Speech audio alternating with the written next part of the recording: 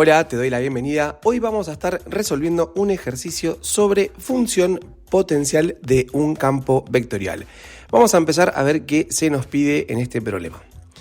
Dado el campo vectorial cuya ley es f igual a 4x por y, sería su primera componente, 2x cuadrado, se quiere calcular el valor de la integral de línea del campo f sobre la curva C del plano, siendo esta la que une los puntos 0, 0 con 1, 1, es decir, en ese sentido de recorrido, a través de las siguientes trayectorias. Y se nos dan tres trayectorias que son y igual a x, x igual a y cuadrado e y igual a x a la cuarta.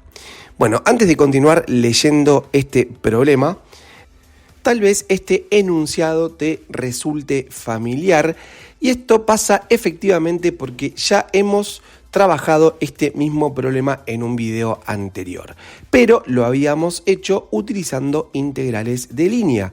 Recordá, acá mostramos la resolución de la integral por el primer camino y obteníamos el valor 2. Luego acá teníamos la integral por el segundo camino, también habíamos obtenido 2. Y acá teníamos el tercer camino y también habíamos obtenido 2. Y recuerden también que en una parte del video yo les había recalcado que esto no era una casualidad. Y bueno, en este video nos vamos a sacar la duda de por qué sucedía eso. Bueno, hay que probar que el campo es conservativo y resolver el problema, pero no aplicando integrales de línea, sino lo que vamos a estudiar a continuación. Para ello necesito que ustedes recuerden a qué se llama campo conservativo. Decir que un campo de fuerzas F es conservativo es equivalente a decir que el mismo admite función potencial. Y cuando un campo vectorial que tiene forma de vector admite función potencial, bueno, si existe una función phi, que de paso quiero decirles que esa función es un campo escalar, tal que si le calculo su gradiente, es decir, el vector que está formado por sus derivadas parciales, ese vector gradiente coincide con el campo vectorial original. Vamos de nuevo, yo tengo un campo vectorial que tiene forma de vector. Si existe un campo escalar phi al cual le calculo las derivadas parciales y lo ordeno en un vector, y resulta que ese vector es idéntico al campo vectorial, se dice que ese campo escalar es función potencial del campo vectorial. Hay una condición suficiente que nos permite asegurar la existencia de la función potencial, y es la siguiente. En primer lugar, que el campo F raya, es decir, el campo vectorial, admita algún dominio que sea simplemente conexo. Esto, la mayoría de las veces, no constituye un problema sin solución. Es decir, no nos vamos a quedar sin calcular una función potencial porque el campo no admita algún dominio simplemente conexo, por lo menos las mayorías de las veces. Porque de última lo que vamos a hacer es obligarnos a tomar un dominio que sí lo sea. El problema mayor, o mejor dicho, la condición más importante, está en que se cumpla lo siguiente: que el rotor del campo F raya, es decir, el rotor del campo vectorial, sea el vector nulo. Y acá estamos introduciendo un concepto que todavía no habíamos estudiado, y es el concepto de rotor o rotacional, y te lo paso a explicar a continuación. En primer lugar, quiero que sepas que el rotor o rotacional se define para campos que tienen tres variables y cuyo conjunto imagen también cae en R3. Es decir, es para campos vectoriales que parten de R3 o de un subconjunto de R3 y terminan en R3. Es decir, un campo que tenga una ley como la que se muestra a continuación. Va a tener tres variables x, y, z, y su imagen van a ser vectores de tres componentes a las cuales le llamo PQR, como se muestra en la pantalla. Existe un operador que se llama operador nabla y que es un vector que lo representamos con ese símbolo, que es el vector que está formado por las derivadas parciales pero asociadas a nadie en particular. O sea, este vector anda ahí suelto por la vida con las derivadas respecto de las variables x, y z, pero por ahora de ningún campo escalar o de ningún campo vectorial en particular. Sucede que cuando este vector se cruza con un campo vectorial, puede operar de dos maneras. Puede hacer un producto escalar o puede hacer un producto vectorial. Del producto escalar vamos a hablar más adelante, pero ahora vamos a ver qué pasa cuando hacemos el producto vectorial entre este operador nabla y el campo vectorial que estamos estudiando. Se obtiene lo que se llama rotor o rotacional, que vamos a indicar como rot de f raya, y que, como dijimos recién, es el producto vectorial, y en este orden, entre el operador nabla y el campo vectorial. Quiero aclarar que la notación que vamos a utilizar para producto vectorial es la que se muestra en la pantalla. Bien, ustedes recordarán cómo hacer un producto vectorial que está definido para vectores del espacio, o sea, de 3 componentes, y acá vamos a escribirlo al nabla vectorial PQR y vamos a escribir directamente cuál es el resultado, que básicamente nos da un vector de 3 componentes, cuyas componentes justamente son las siguientes. La primera es la derivada parcial de R respecto de I menos la de Q respecto de Z. La segunda, la de P respecto de Z menos la de R respecto de X. Y la tercera, la derivada parcial de Q respecto de X menos la derivada parcial de P respecto de Y. Ahora bien, nosotros observemos que en este problema estamos trabajando con un campo vectorial que no va de R3 en R3, sino que va de R2 en R2. Y entonces, ¿qué? ¿A ellos no le podemos calcular la función potencial? Bueno, sí, lo podemos hacer de la siguiente manera, utilizando el siguiente razonamiento. Acá estoy escribiendo al campo f raya que tiene 2 variables, y yo me puedo imaginar que efectivamente tiene una tercera componente R, que por supuesto va a ser 0. Así que ahí le estoy sumando 0 por k. Esa sería mi tercera componente R, que depende de X y de Y. Observen qué es lo que sucede en el caso en que tenemos que calcular el rotor de un campo de 2 variables. Vamos a escribir rotor acá y fíjense lo que sucede a continuación. Nosotros tenemos que hacer la derivada de R respecto de Y, pero dijimos que R valía 0, así que por supuesto esa derivada va a dar 0. Y le tengo que restar la derivada de Q respecto de Z, pero resulta que este campo no tiene variable Z, por lo tanto esa derivada va a valer 0. Es decir, nos queda 0 menos 0, y entonces sucede siempre que la primera componente del rotor de un campo de 2 variables es 0. Vamos a ver qué pasa con la segunda. Tenemos que hacer la derivada de P respecto de Z. Nuevamente no tenemos Z como variable, así que nuestra derivada es 0, menos la derivada de R respecto de X. Nuevamente, como R valía 0, su derivada respecto de X va a ser 0. También llegamos a la misma conclusión. La segunda componente del rotor de un campo vectorial de 2 variables también es 0. Hasta el momento, la primera y la segunda, ambas valen siempre 0. En cambio, la tercera se calcula como la derivada parcial de Q respecto de X, que la podríamos calcular y por supuesto no necesariamente vale 0, menos la derivada parcial de P respecto de Y, que sucede lo mismo, la podemos calcular y no necesariamente vale 0. Así que, en conclusión, les estoy mostrando que cuando tenemos un campo de 2 variables, el rotor ya tiene siempre las 2 primeras componentes nulas. Y volviendo a la condición suficiente, estábamos diciendo que para que un campo admita función potencial, es necesario que el rotor sea el vector nulo. Y ya sabemos que la primera y la segunda componente valen 0. Así que nos va a quedar únicamente que Q de X menos P de Y valga 0, o lo que es igual, que Q de X sea igual a P de Y. Y es por eso que esa condición se reduce a eso para campos vectoriales de 2 variables. Que la derivada parcial de Q respecto de X sea igual a la derivada parcial de P respecto de Y. Dicho esto, vamos a escribir esa condición porque es la que voy a utilizar para mi campo de este problema en particular, y vamos a ver si este campo admite o no función potencial. El enunciado ya nos dice que el campo es conservativo, así que seguramente sí admita.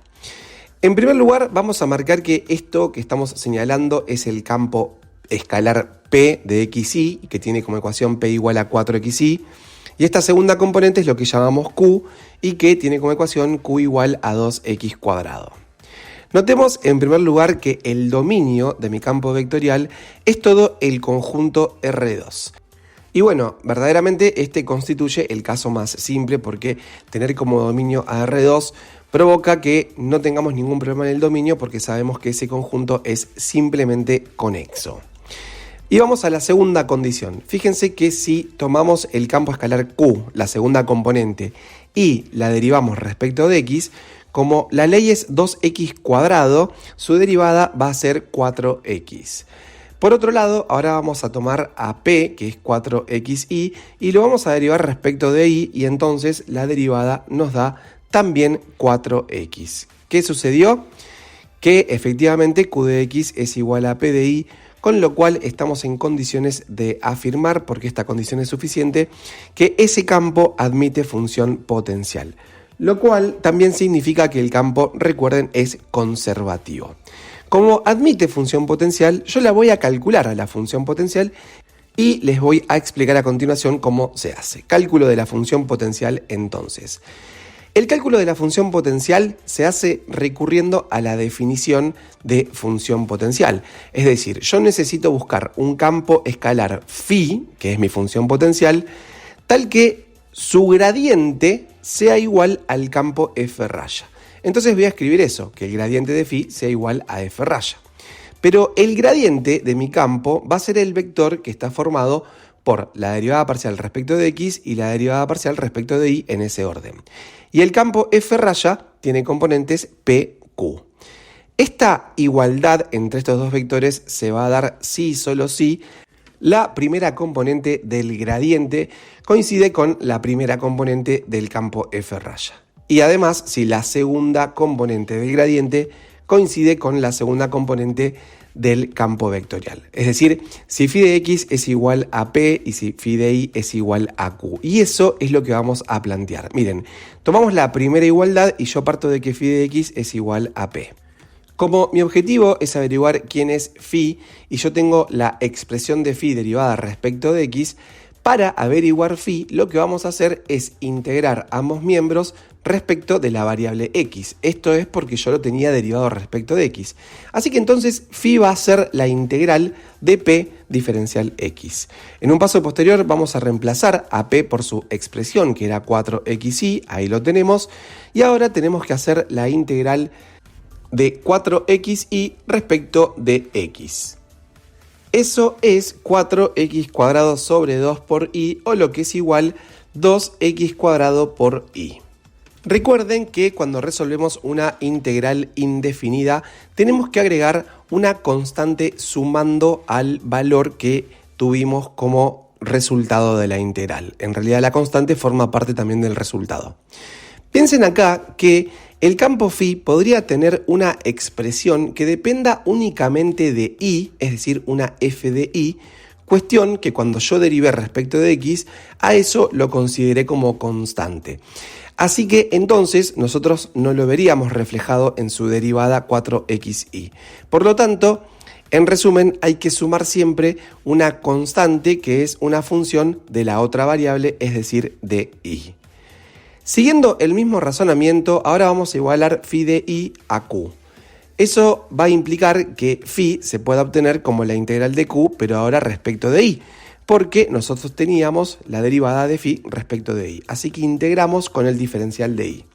En un paso siguiente reemplazo q por 2x cuadrado respecto de y, y ahora vamos a integrar esto y nos queda 2x cuadrado por y, y con la misma consideración que hicimos antes, le sumamos la constante que sería una función de x, g de x. Estas funciones, f de y y g de x, que toman el papel de constantes, en este caso, pueden ser nulas, por ejemplo, o podrían ser efectivamente una función f de y y una función g de x no nulas. ¿Cómo determinamos esto? Bueno, nosotros tenemos dos expresiones para phi en este caso. Lo que vamos a hacer es igualarlas. Escribimos entonces 2x² más f de y igual a 2x² y más g de x. Por comparación, podemos observar que hay una expresión en común que es 2x² por y en los dos miembros. Bien, lo podríamos cancelar porque justamente esos dos valores son iguales, entonces los restamos de los dos miembros de la igualdad. Y ahora, todo lo que sobre en el segundo miembro que yo marqué con azul sería lo que corresponde a la expresión f de y, que en este caso no hay y por eso yo marqué un 0, ¿no? Y todo lo que sobre del primer miembro sería la función g de x, que también vale 0. Llegamos a la conclusión entonces que para este caso f de y vale 0 y g de x vale 0 también. Ahora lo que vamos a hacer es tomar algunas de las dos expresiones, la primera o la segunda, yo en este caso voy a marcar la segunda, y voy a escribir que phi de xy será 2x² por y, que es la expresión que tenemos al principio, más g de x, que valía 0, lo habíamos comprobado en el paso anterior, y finalmente, para cerrar y para considerar el caso más general, hay que agregar una constante que se refiere a un valor numérico, a un valor real. Así que ahí tenemos nuestra función potencial phi de xy igual a 2x² por y más c para este campo vectorial que sí resultaba ser conservativo. ¿Y esto por qué es importante? Bueno, fíjense lo que sucede, vamos a copiar acá la función potencial. Nosotros teníamos que calcular el trabajo que hacía este campo de fuerzas al mover una partícula desde el punto 0, 0 al punto 1, 1 a través de estas tres trayectorias que se nos habían presentado. Resulta que cuando un campo es conservativo, el valor del trabajo que realiza o la integral de línea del campo vectorial sobre la curva no depende de la trayectoria tomada, sino únicamente del punto final y el punto inicial de la trayectoria. Y claro, era ese el motivo por el cual el valor de la integral de línea para los tres casos nos había dado 2, porque no importaba la trayectoria que yo tomara, siempre que el campo fuera conservativo, si yo comienzo en el punto 0, 0 y termino en el punto 1, 1, en este caso, por supuesto iba a obtener el mismo resultado. Y existe una equivalencia que puede demostrarse y que es muy importante y nos ayuda a resolver problemas de maneras mucho más sencillas, que dice que una integral de un campo vectorial sobre una curva C, siempre que el campo sea conservativo, se puede calcular como la función potencial que admite calculada en el punto final menos la función potencial calculada en el punto inicial. Es decir, phi en 1, 1 menos phi en 0, 0 para este caso. Fíjense que yo voy a calcular a la función potencial en el punto 1, 1 y obtengo, por supuesto, 2 por 1 al cuadrado por 1 más c. Menos, y ahora lo vamos a calcular en 0 y nos queda 2 por 0 al cuadrado por 0 más c. El primer cálculo me da 2 más c, el segundo cálculo me da menos c y por supuesto que esto nos da 2. Y noten que no es necesario resolver una integral de línea para calcular o la integral de línea o el trabajo que hace ese campo de fuerzas. En este caso ustedes tal vez pueden pensar, bueno, pero no era tan complicado hacerlo por una integral de línea. Sí, pero a veces la forma que tenga el campo es mucho más complicada que 4xy 2x cuadrado. Y piensen que cuando nosotros trabajamos con la función potencial, únicamente estamos trabajando con derivadas parciales de esos campos escalares P y Q que son las componentes del campo F raya. Eso puede facilitar muchísimo el trabajo. Y no solo eso, sino que todo el ejercicio se reduce a una resta entre dos valores y por supuesto sale de una manera mucho más sencilla. Bueno, con esto termino este video. Nos encontramos en la próxima. Espero que te haya servido y nos vemos. Chau.